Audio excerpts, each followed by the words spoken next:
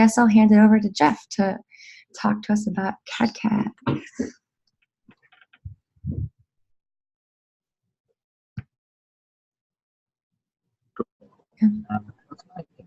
By the way, and is there any background noise from me, or can you guys, I'm in a cafe, so I'm not sure how well my signal's coming through. Yeah, Can you guys hear me okay? It's coming in good now. Awesome. Cool. All right, well, I will share my screen. So I threw together a couple of quick slides here and some links to follow up on, and can everybody see my screen? Yes. Yep. Awesome. So yeah, I'm sure most of you have Common Stack by now. I'll definitely talk a little bit about the Common Stack and how we're using cadCAD to model the component that we're building. This is a necessary step of token engineering that we just haven't had the tooling for yet so far in the crypto space. And cadCAD is still very early days for the tool. It's very bare bones. It's not, the user interface still needs some work, but ultimately it's an open source framework for modeling complex adaptive systems. And we'll go through a couple of examples, some related to the Common Stack, another related to, or could be an explanation of Doge's on trial a couple months back, which I'll get into in a little bit. Pretty neat stuff. So first of all, what is cadCAD? cadCAD is a framework for understanding how our systems can behave. Now, a lot of people, have trouble believing that you can predict human behavior. This isn't about predicting human behavior. This is about looking at an allowed set of actions by the agents in your network and running all sorts of, so this is built on the Python stack, which can use all the data science tooling, and you can really do all sorts of parameter sweeps and Monte Carlo analyses. You can train, AI agents to take on certain behavior types, and then see how, when you have thousands of these agents all interacting in the system, how that might play out for your system. So you're basically trying to identify systemic failure modes before we go to code. So plugging that into CAD, it's not like you just take your token network and you plug it in. You have to start from mathematical first principles.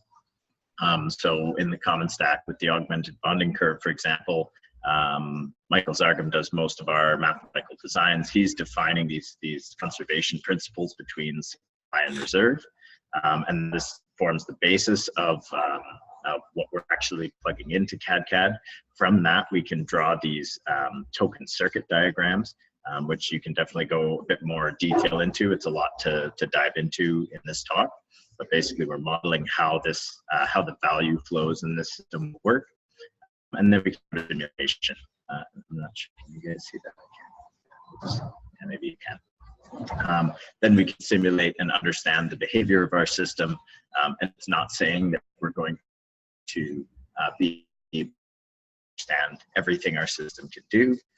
But it's a step up from not knowing anything our system can do. So essentially, we're trying to understand the, an envelope of acceptable system behavior. And if we see any spikes into, catastrophic failure, we can just, or even on testnet, or even write the first line of code.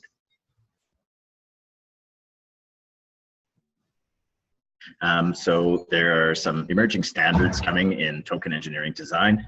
So these, you may have seen these before in some of Michael Zargham's work. This is what he's calling a differential flows diagram.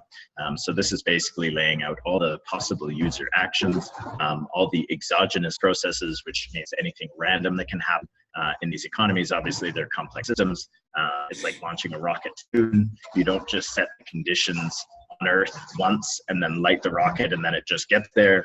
It has to deal with all sorts of random factors between here and there, whether those are winds, meteorites, anything that can happen. We need to be able to take in these random events, and the systems that we're building need to be able to react or react through user governance to be able to correct those moving forward.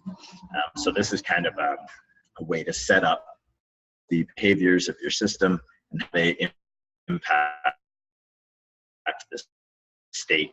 And actually, I have a link to a talk by Christophe Perouk, which I'll include in this slide, and I'll put these slides up later so anyone can follow up on any of these links.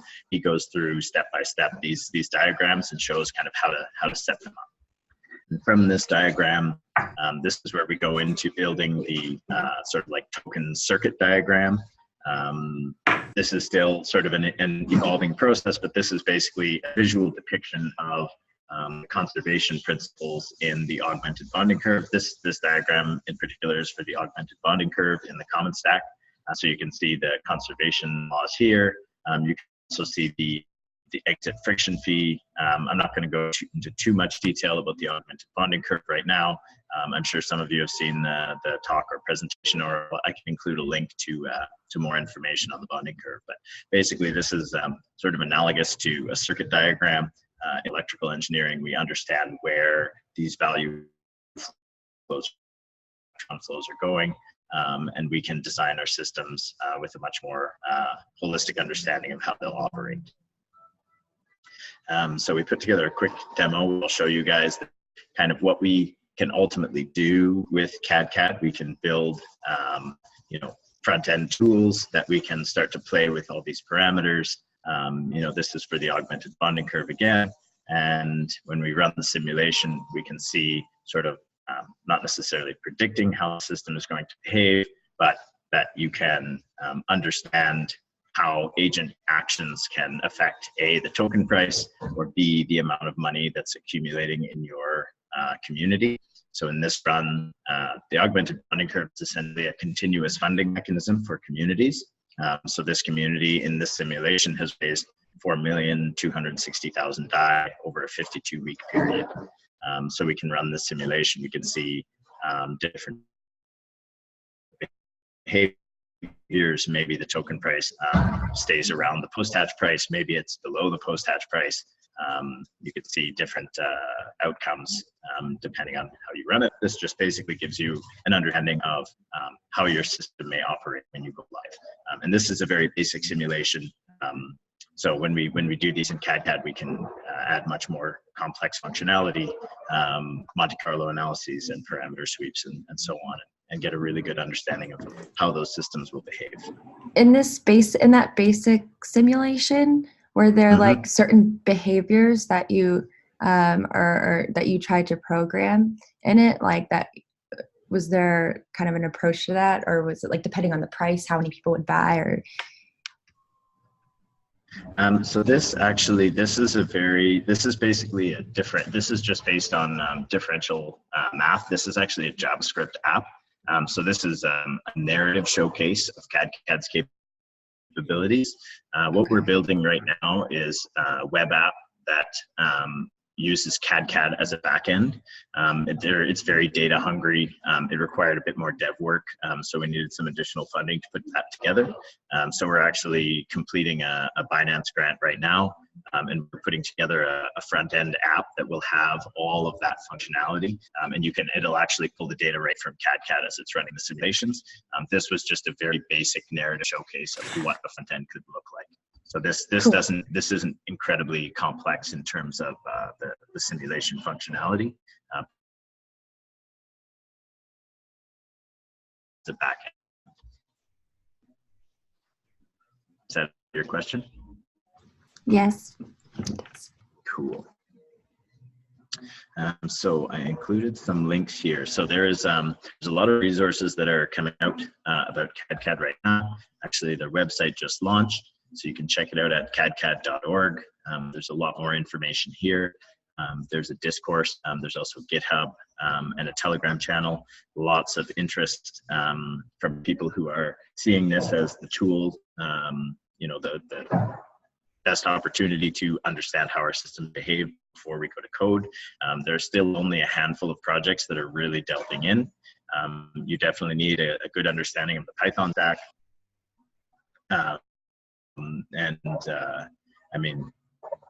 It's basically the difficulty that block science has realized is not necessarily cadCAD as a tool, but complex system design as a process.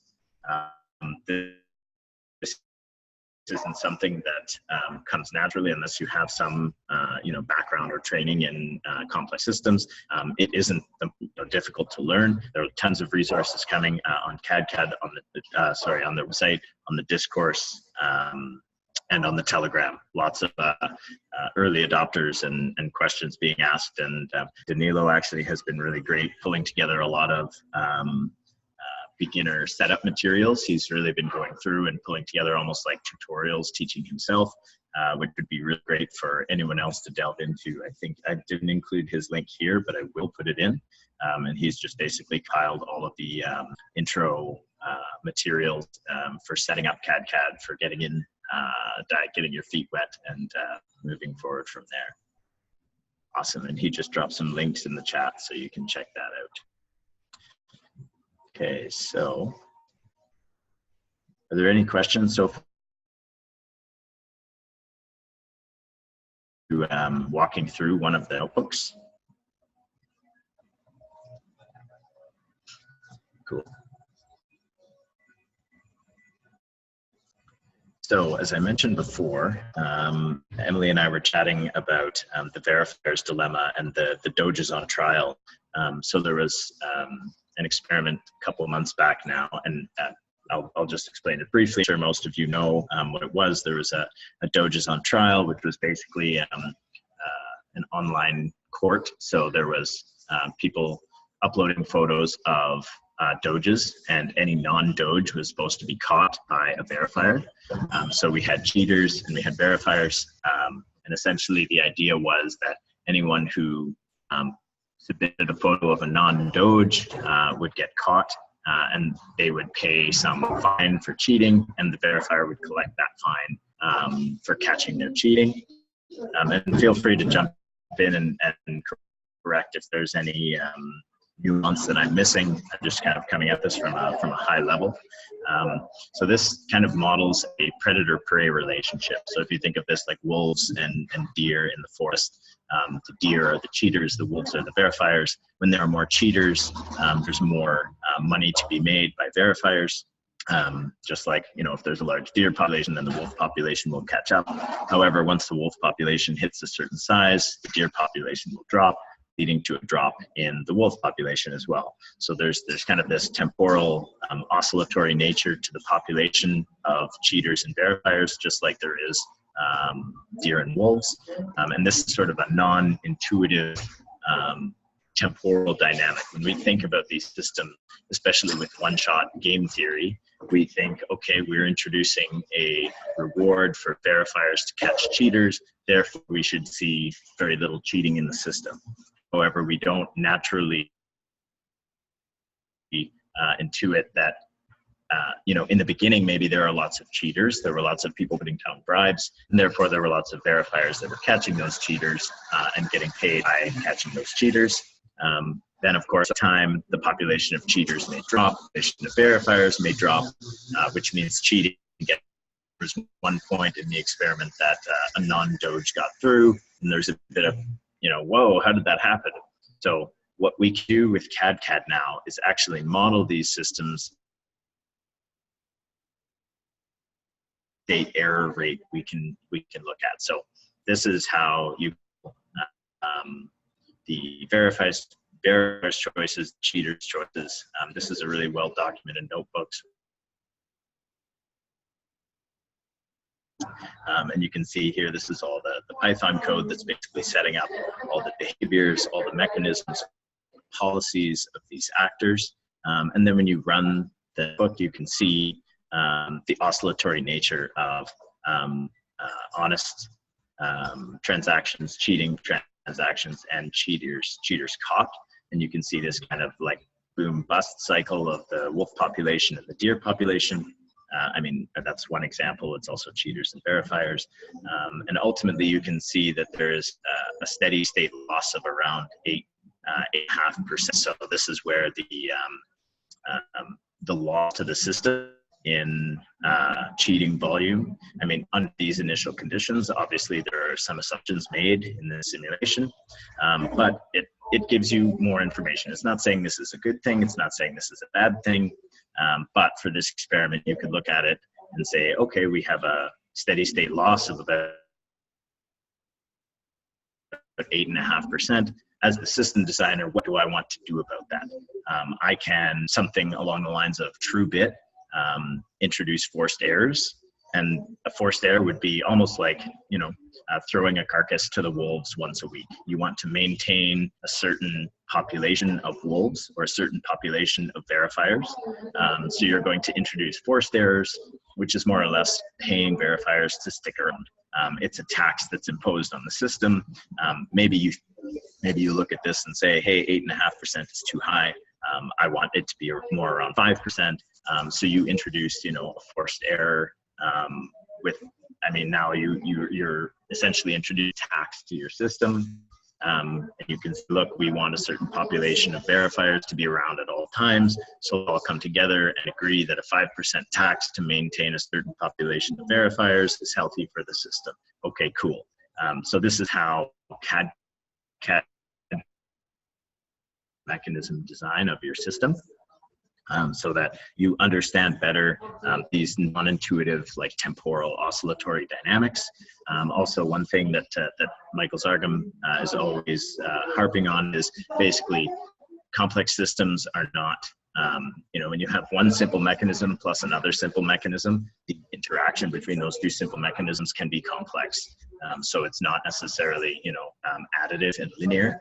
A lot of these effects are nonlinear, and that's why we need these simulation tools and models to understand how these actually work in real-world settings.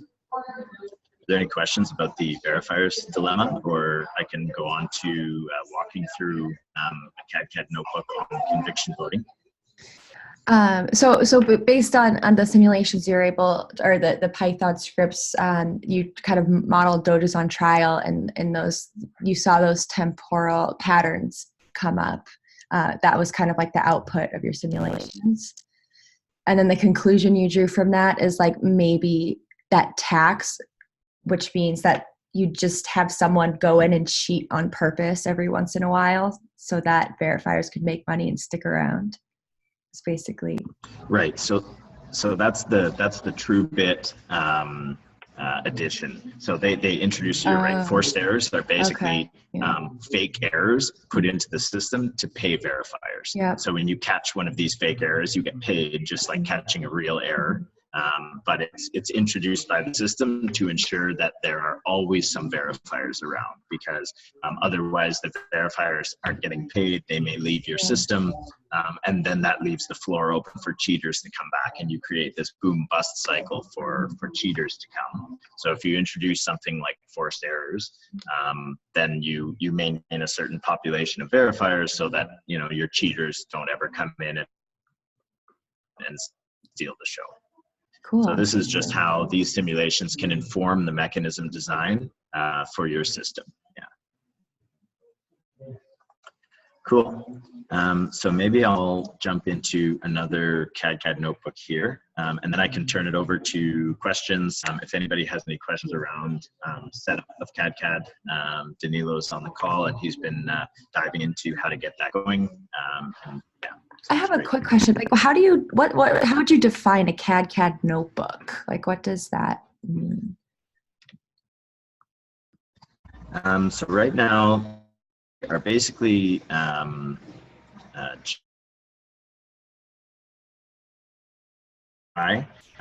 so this works on the Python stack.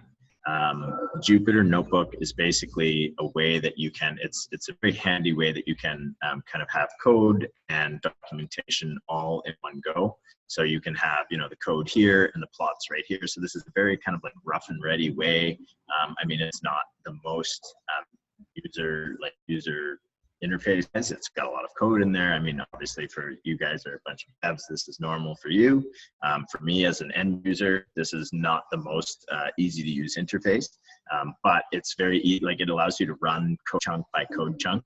So if I just want to come in here and change this graph, I can just run this block as opposed to rerunning everything.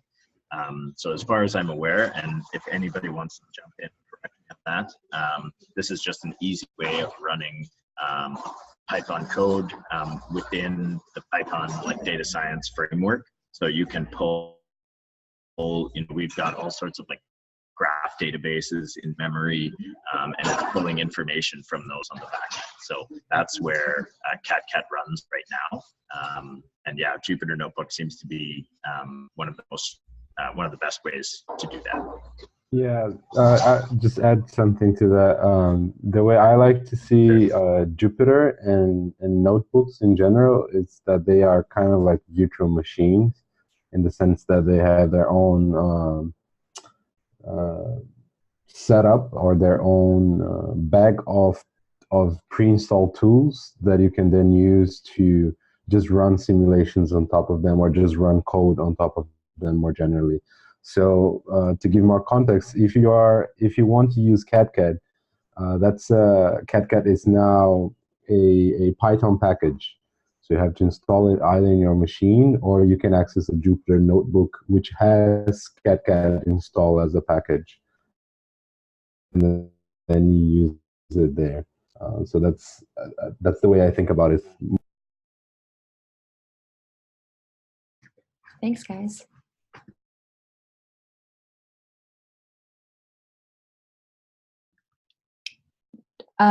Maybe I'm the only one, but I can't hear Jeff. Yeah. Oh, there we go. Okay. Better?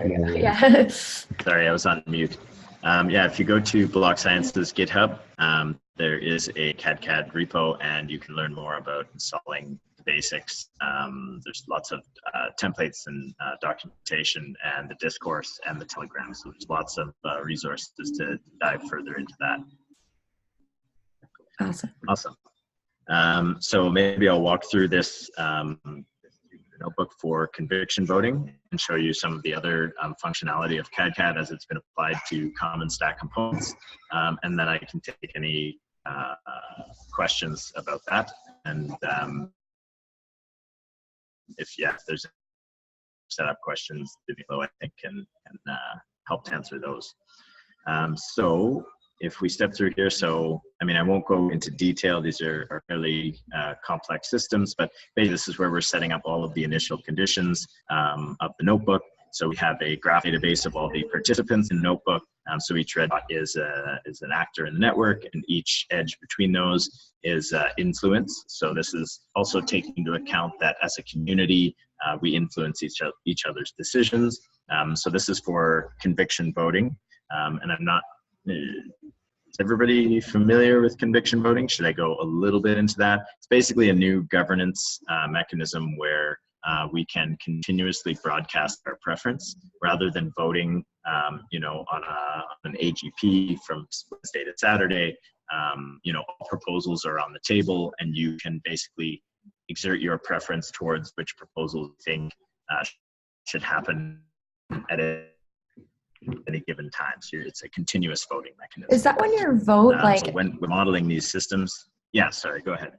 Is it when you vote, but your preference kind of increases over time? So if like you were to vote at the last minute on a decision that was about to be made, you couldn't like really influence it because your vote kind of increases in its influence over time.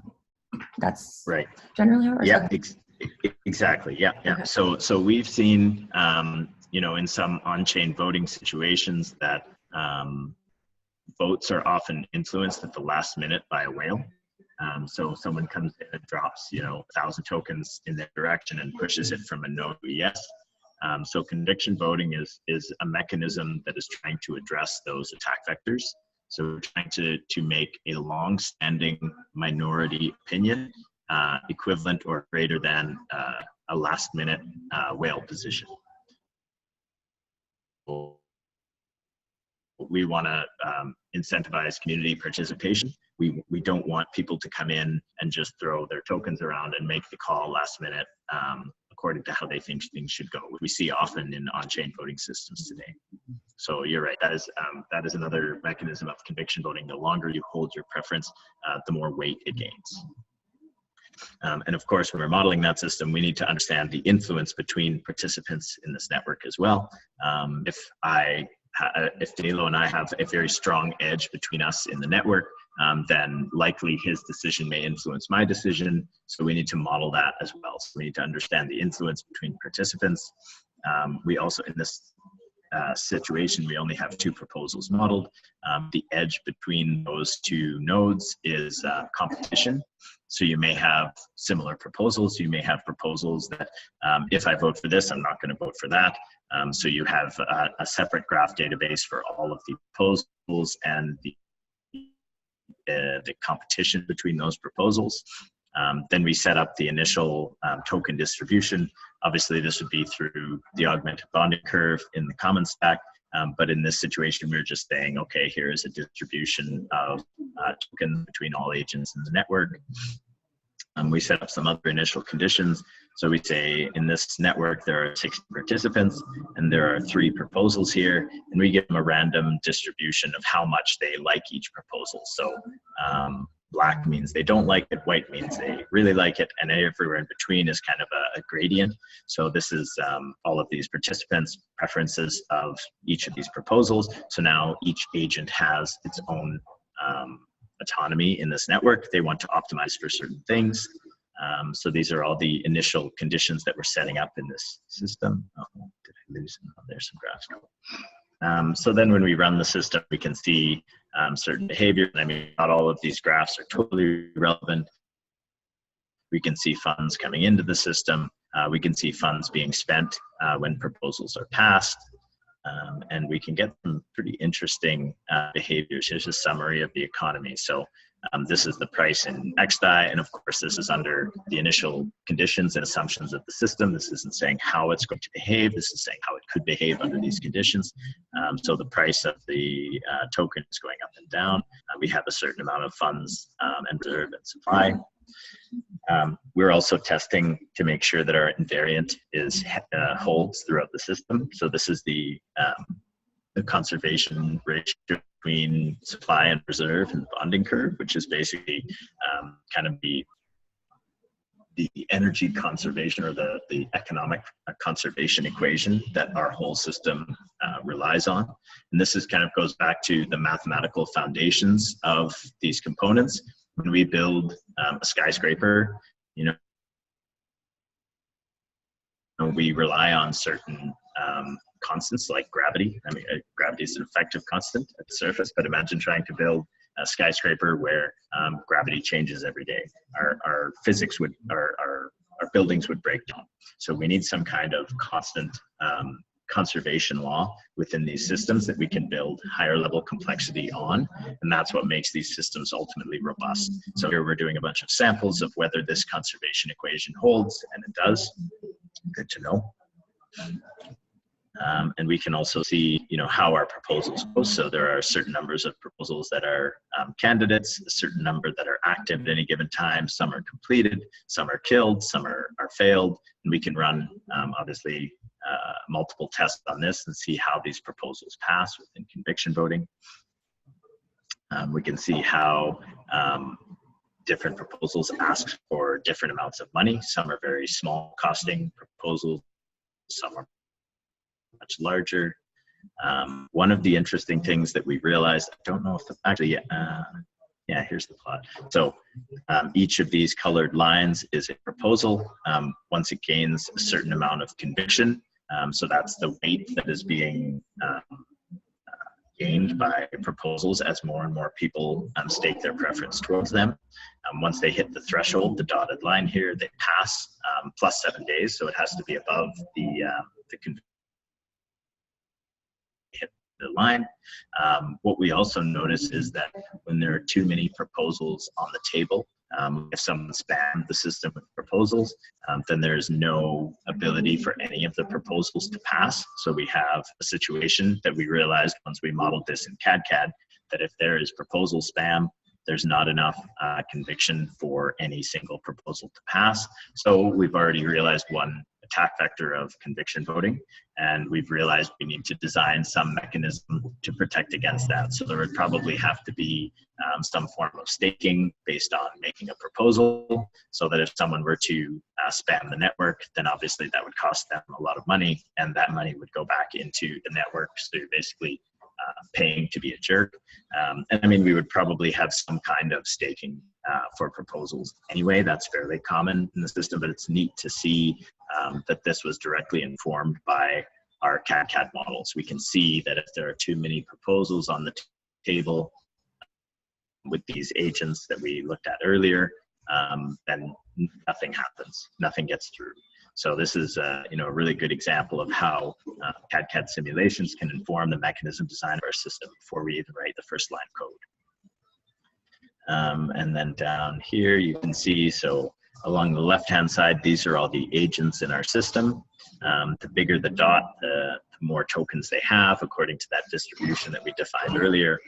All of these lines are basically them supporting these proposals on the right. And then if we do this over time, which I think there was a video, I don't have the link handy, but it basically shows that over time, as people are exerting their preference towards different proposals, those proposals gain in conviction until they pass. And then they completed or failed. I mean, we don't necessarily know that just because a proposal passes that it will be successful. But I mean, that's kind of the next step of modeling. This is basically just looking at the governance process of conviction voting in passing proposals that are currently on the table. And I mean, we can get much more sophisticated with the type of plots you look at. I'm not sure what this one. But yeah, this is basically an overview of how, I lost my train of thought there, but yeah, how we can use our simulation and modeling tools to inform our code before, to inform our system design before we go to code. Are there any questions about that, or anything in particular that people wanted me to delve more into?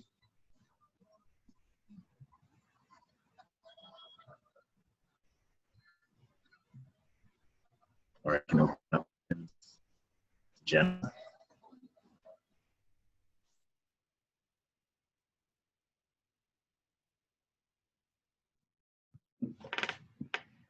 Yeah, no questions about that one in particular. But I have questions, unless you have more to present. No, that was all I was planning on walking through. If there was something in particular I can focus more on, I'd be happy to delve more into that. But yeah, any other questions I'm happy to take as well. Hey, Jeff, can you hear me? I can. Hey, Will. Hey, how you doing? Good to see you. It's late for me here, but I just started getting into the cadCAD stuff just today a little bit, and I think you've seen some of the simulations I've done in the past. Basically taking kind of networks of economic actors or agents that have kind of different parameters around how they trade with each other, and then we're creating these token economies around those guys, and then we're adding in things like allowing them to create a credit based on reserve using bonding curves. So a lot of similar stuff to what you're doing. And one big part of it for me that I actually enjoy a lot about doing agent-based modeling is the whole visualization around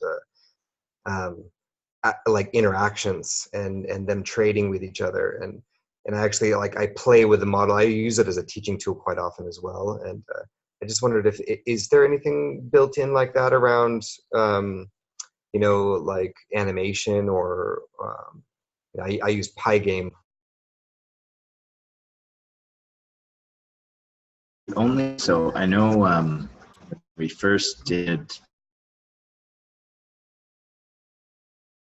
bunch of different ones and basically threw them into an animation that was just running through graphic after graphic. Your stuff was really impressive in the display for sure, and I think we would love to integrate some of that. I think this is more or less the most sophisticated tool I've come across in terms of modeling. In terms of presenting that data to the audience in a useful way, there's still some work to be done, no doubt. So I'd love to chat more with you about Pygame and how that can be integrated. I know there's much more intuitive ways to display that information. I don't know that it's great, Pygame. It's not. I mean, when you have huge numbers of agents and you're going through years of interactions between them, it can really, really be very slow. It's not, it's not using any sort of graphics cards or anything like that too. So in terms of like doing 3D animation, it's not the answer. So I was, there's probably a lot of other really cool packages to use instead that don't, peg your CPU and all your memory like that does. So. Yeah. And that's one of the issues that they've run into with cadCAD is it's very, very data hungry. When you have multiple graph databases in memory, and you're doing parameter sweeps and Monte Carlo analyses on dozens or hundreds of different parameters, it very quickly eats up a lot of data. So figuring out how to do that is an ongoing kind of DevOps project for block science. Net logo is also out there. Danilo just reminded me, and we've used it a bit as well, but it kind of has some of the same problems. It's not really meant to scale. It's mostly as a teaching tool. When I used to do big analysis like Monte Carlo stuff, I was a physicist in a previous life, and we would use computer farms, and we would try to break the problems up into the ability to farm them out to 600 computers at the same time. But that takes a whole different kind of programming as well.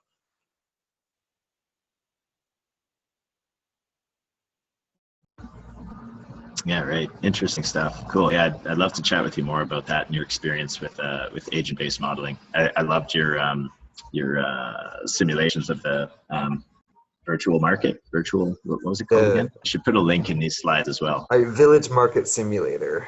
Village Market Simulator. Yeah. Yeah. I'll drop a few more links in these slides, and I'll share them to the channel afterwards for anyone who wants to follow up on any of the links in here. There's some really good stuff on cadCAD if you want to get involved.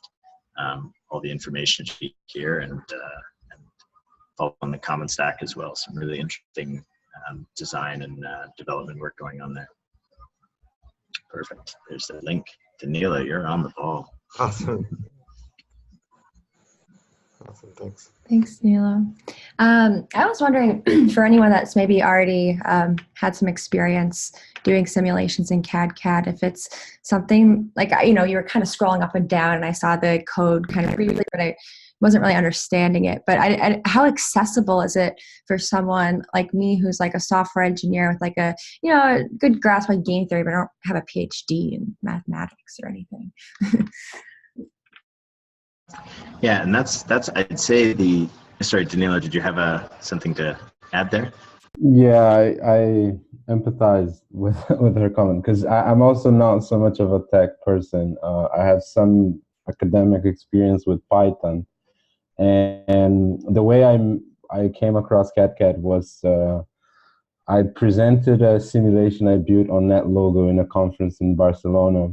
Michael Zargan happened saw it, and then he mentioned cadCAD and said you should get into it. But I see a big barrier for myself as somebody who is not so much used to Python. Even Jupyter I've used only a few times, and I think that the cadCAD team has done a great work in putting together a lot of tutorials and introductory material, but there's definitely some gap between people who are familiar with this world and those who maybe are somewhat familiar with the tools. I see myself kind of trying to bridge that gap with what I'm doing, and what I'm doing is trying to learn that and document my own learning process. And while that takes its own time, I'm not full on this, so it's kind of slow. But I think that one approach is exactly that, and then have that as a material, as a community built material for others to come and see. So, for example, the notebook that I've created that documents my own learning journey, it has Python refreshments.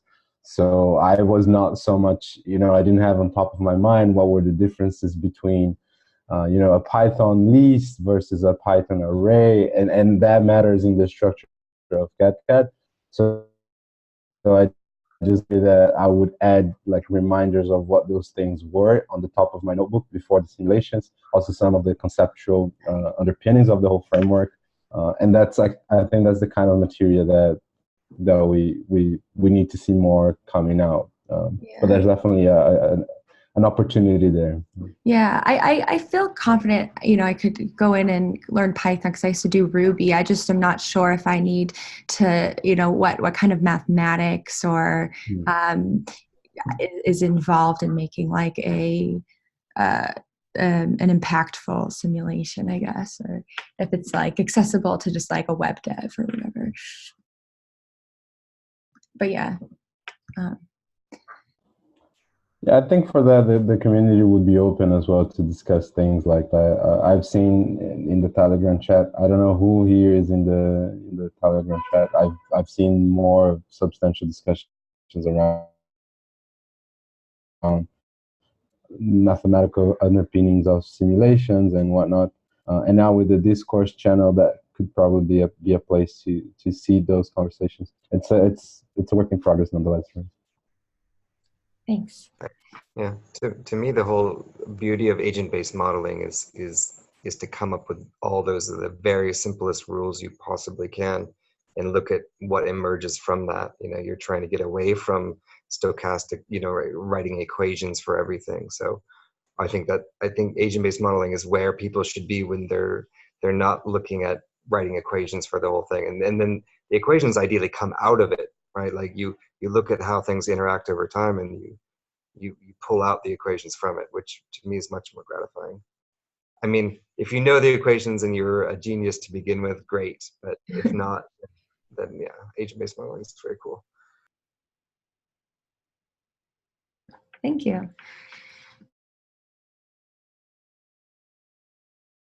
So I just pulled up here Danilo's kind of cheat sheet to all the information that got him to where he is. So if you want to follow in those footsteps, there's a ton of resources on the links that Danilo dropped, and I'll add those to the presentation, and I'll drop the presentation into the channel later today as well.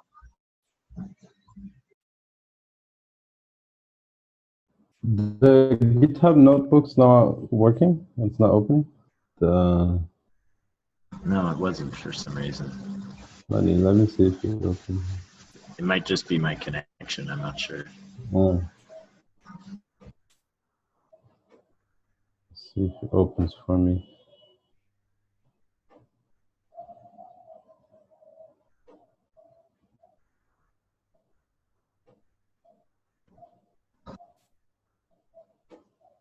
Yeah, it seems it's not working for me either. I'll take a look at that.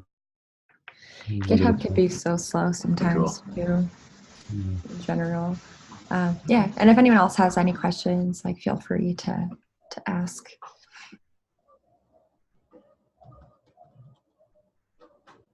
Hey guys, can you hear me fine? Yeah. Okay. Here Ali and Fabu from the Aragon One team. Thank you so much, Jeff, for the introduction, and Danilo as well. We're looking into cadCAD because we're thinking of start using it for some of the simulations that we want to do for the Aragon Network protocol. And so we're just taking our first steps towards this new tool, at least for us. And well, the first question I have is like, which should be the first step, towards like any documentation or tutorials that we should focus most like to at least to start playing with it.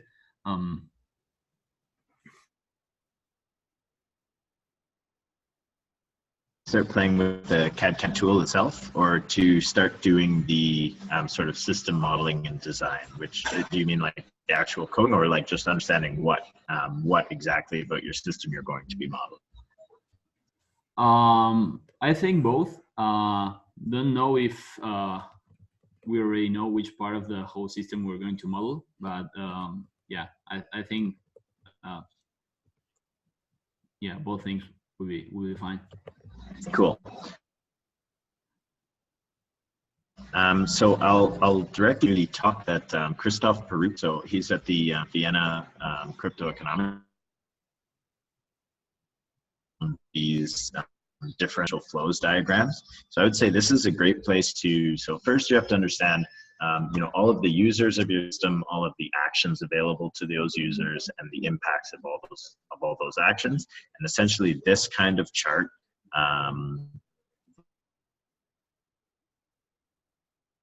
impact the state. So you have your user actions here in red.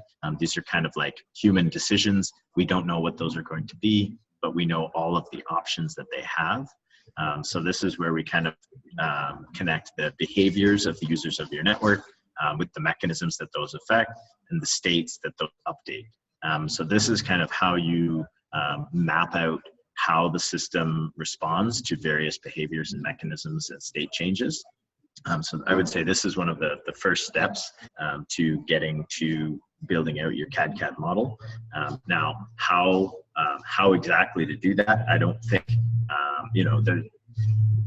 essentially we're building in a step of token engineering design, but we are still waiting on the first class of token engineers. There are probably only a handful of people, Michael Zargam, first and foremost, that really understands this process clearly.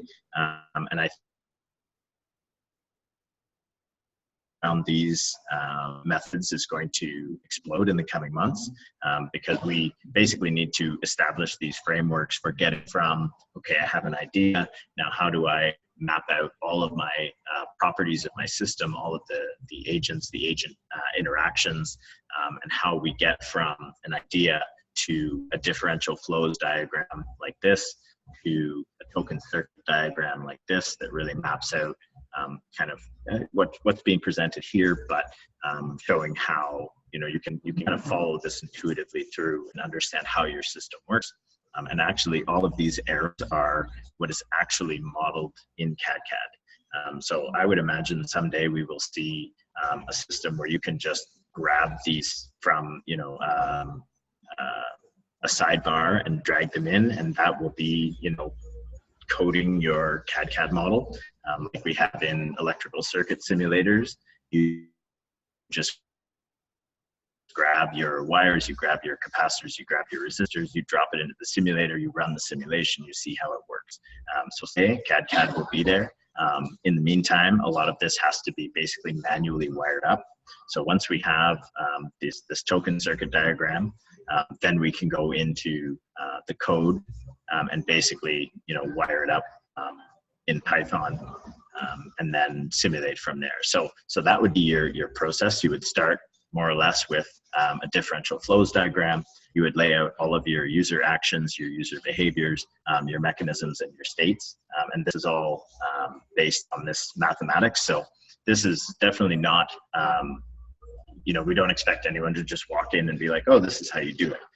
There's quite a bit of education around this. And I think that's where a lot of the funding actually that the Common Stack is raising is going to further develop and educate around the use of cadCAD. Because we see it as such an industry critical tool. We want to fund a developer to continue making this easier and easier to use, and also funding the creation of a token network canvas where you can kind of like a step-by-step guide. You start with laying out all your users, all their actions. How does that map into a differential flows diagram? How does that map onto a token circuit diagram? And then how does that turn into the code in cadCAD? So this will be a continually evolving process. And in the meantime, I would say jump into the Telegram channel and jump on the discourse. And there are lots of people that are working with, early simulations of their networks. Billy Rennekamp is one of the definitely experts in use of cadCAD so far. Corey Levinson is also right up there. Shebnem Rushita with Freelio has been doing a lot of interesting modeling. So there is a lot of experience out there. At this point, we're basically trying to get as many minds onto this system as possible, so we can move forward with this education together and basically bring about the first generation of token engineers, because this kind of simulation and modeling, I think, will be extremely necessary moving forward. Okay, yeah, sounds good. Yeah, I think of course we'll need to take care of like modeling all the states and mechanisms and build that kind of diagram that you're showing. And yeah, probably we'll need to do that first, and then try to focus on how to map those models to the Python code. Also, I'm wondering if it does make sense, for example, to kind of split the whole protocol into small pieces, and to see if we can model like or like to start small, you know, and maybe whole protocol at once, because I think it's going to be a mess. Yeah, definitely agreed with that. I think, as Will pointed out earlier, the simpler the behaviors you can model, and that's the agent-based approaches, showing how simple, intuitive mechanisms, because we want them to be as understandable as possible. When you stack those, they can create nonlinear, unexpected effects. So definitely, I would say modeling simpler mechanisms and then combining those mechanisms. Black Science did a really good tutorial series called Robot and Marbles. I'm pretty sure you can find it under tutorials in the cadCAD repo. And they go through basically adding complexity one step at a time through each of these tutorials. And that's, I think, a really good way to see how simple mechanisms, when you compose them, can be actually deliver complex results. And I think that's a really good approach to modeling these systems as well. Thanks once again for your answers. No problem. Glad to see you here, and happy to chat more about it. I'm not the technical expert, but I can definitely put you in touch with people who do know more about that. Sure. I'd probably get in touch with you guys through the Telegram group or Discord. Yeah. Cool. Thanks. Well.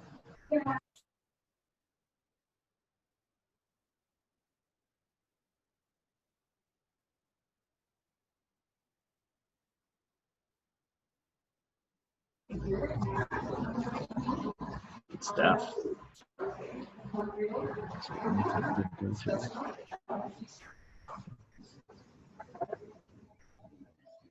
Thanks, Danilo, for coming in and answering our questions. So you have to run. We're getting close, to the hour though. Thanks so much, guys. This was really helpful. I'm definitely getting a better idea of how we can use this. It's still a little bit like there's a lot, but yeah, it's a process. I don't know if there's anything else that you have to present, or if there's any other questions or what. Yeah, that's all on my end. So if we are good, I'm good to finish 5 minutes early. I got some road tripping to do. Nice. Yeah, keep enjoying British Columbia. It's good to run into. Yeah, there's my band. I just wanted to mention, I've been doing a lot of UX work with Enigma lately, and this is a really good tool for us as well. I think because in many situations we're modeling user behavior, we don't have any access to actual user data. So this is really helpful for getting assumptions, not just about what is possible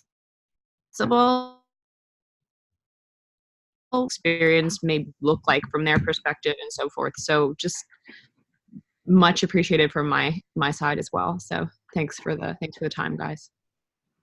Cool. You coming to DevCon, Ainsley? Sadly, it doesn't look like it. I've had a lot of travel this year, and I'm a little burned out. It's so tiring. So far. Fair enough. You could be traveling around the world all year in crypto if you wanted to make it. Hang out with my family. Tiring. Yeah. Well, I'm so glad. It was so good to see you, Ainsley, again. Yeah. Even if it's remote. And it's always helpful to just hear it from someone's experience instead of trying to find your own way through a tool. So it's awesome. Thanks so much. Awesome. Well, see you guys at the next one, the next event. Cool, guys. Thanks. Thanks very much. Bye. See ya. See ya. Bye.